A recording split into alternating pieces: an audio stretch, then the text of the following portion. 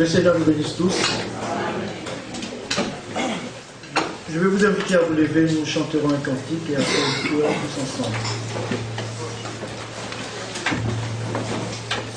Source de vie, auprès mon âme, avant Seigneur.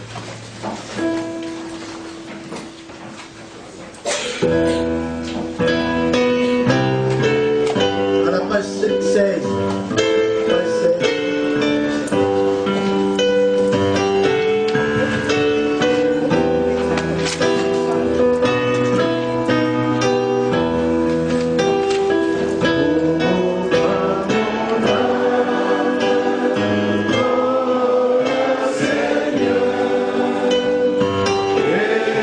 Que ta voix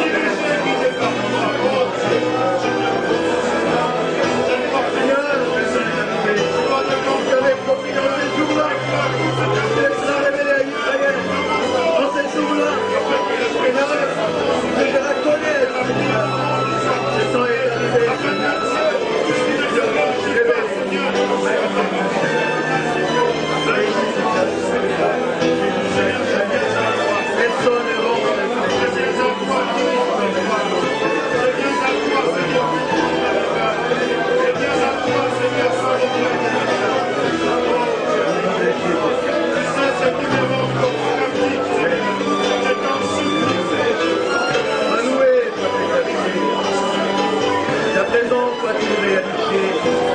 Bénis la parole qui sera prêchée. Bénis chaque frère.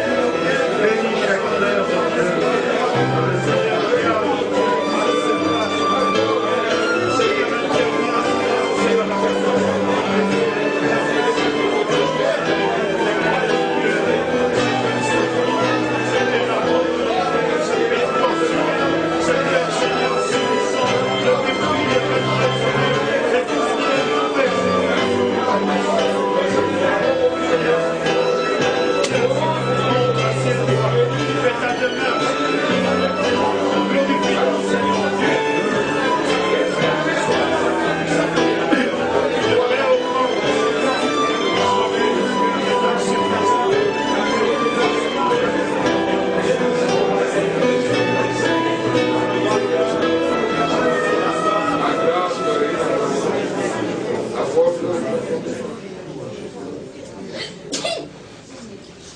J'inviterai notre frère Bonny pour venir pour prier pour toute l'assemblée.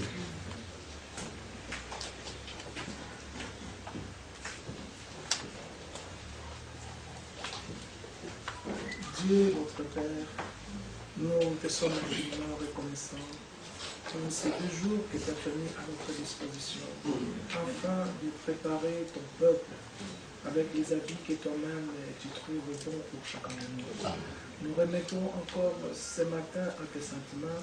Tu connais le cœur de tout un chacun, tu connais la disposition de tout un chacun. Toi, c'est ta parole dans chaque cœur, afin que chacun de nous puisse retourner avec quelque chose. Car te connaître toi, c'est ça la vie éternelle. Sans toi, nous ne sommes que rien. Mais avec toi, c'est pour faire une marche et arriver à destination. C'est toi, tu es le berger des troupeaux que toi-même, c'est ta main qui conduit. Là, cela nous donne l'assurance d'arriver à destination. Bénis les prédicateurs, bénis tous les bien-aimés, bénis tous les élus, circoncis chaque entendement spirituel, dispose chaque cœur, dispose notre cœur, Seigneur, à l'écoute de ta parole, et qu'en sortant d'ici, nous ne puissions pas être des auditeurs oubliés, mais que nous puissions vivre ta parole. Dans le saint nom de Jésus-Christ, nous avons ainsi demandé. Vous pouvez vous asseoir, j'invite frère Nicodème à nous conduire dans le cantique.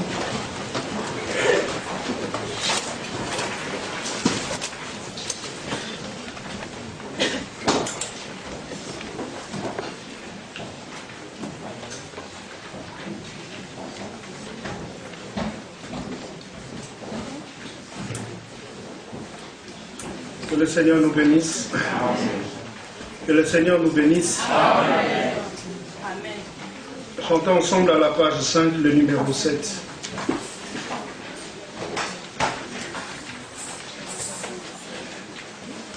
Page 5, le numéro 7.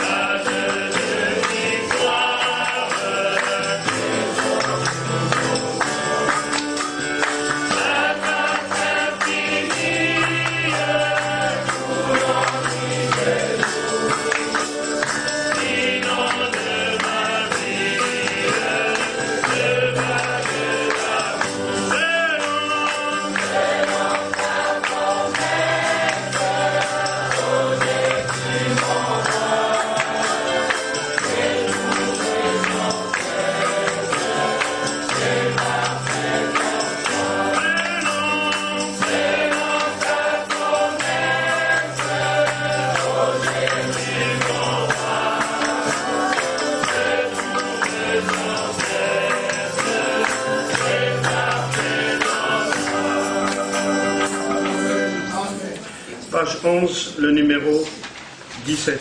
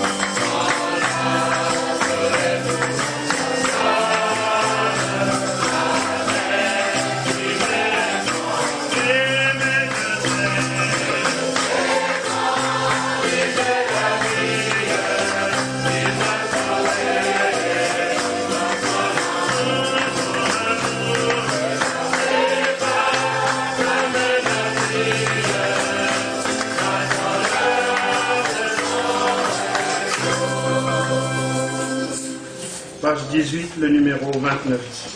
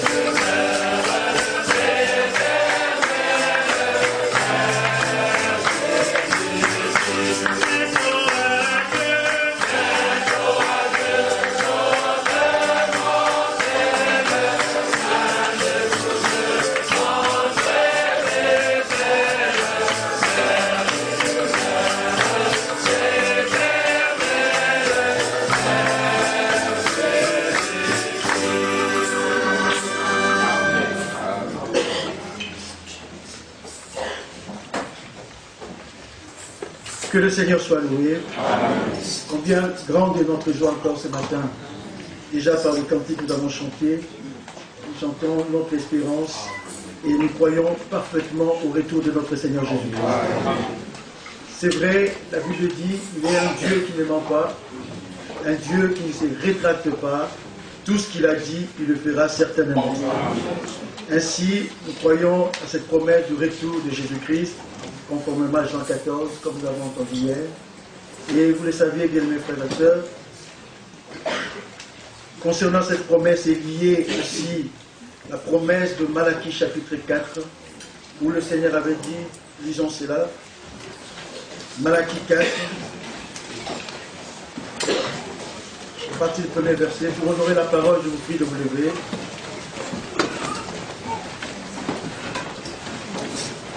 Car voici le jour vient, ardent comme une fournaise, tous les hautains et tout le méchant seront comme du chaume. Le jour vient, les embrasera, dit le Seigneur des armées.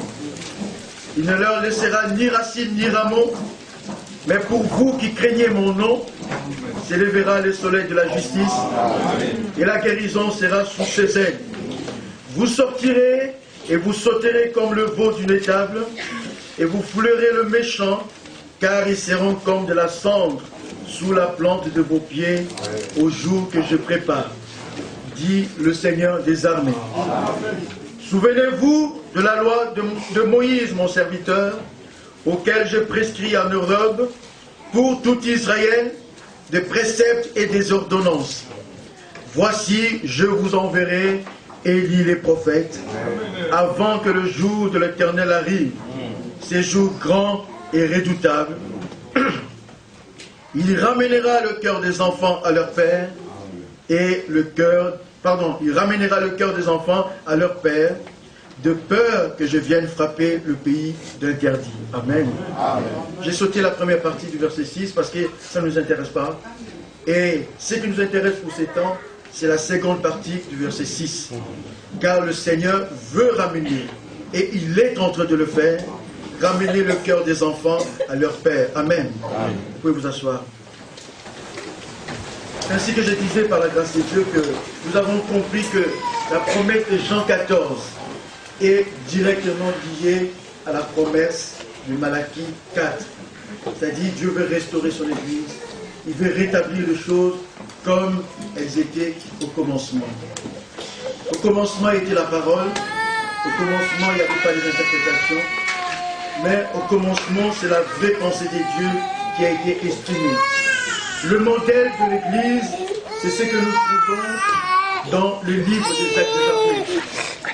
Mais vous le savez qu'au cours des âges, cette Église a chuté, mais Dieu, dans sa bonté et dans sa grâce, il avait promis de restaurer l'Église. Et nous croyons pleinement qu'en ces temps, Dieu nous a envoyé une parole de restauration. La parole est restaurée, et ceux qui croient à cette parole restaurée, ils expérimenteront aussi le rétablissement de toutes choses. Mais vous le savez, avant que nous partions dans l'enlèvement, l'Église de Christ ou l'épouse doit se trouver dans une certaine condition, et cette condition pour laquelle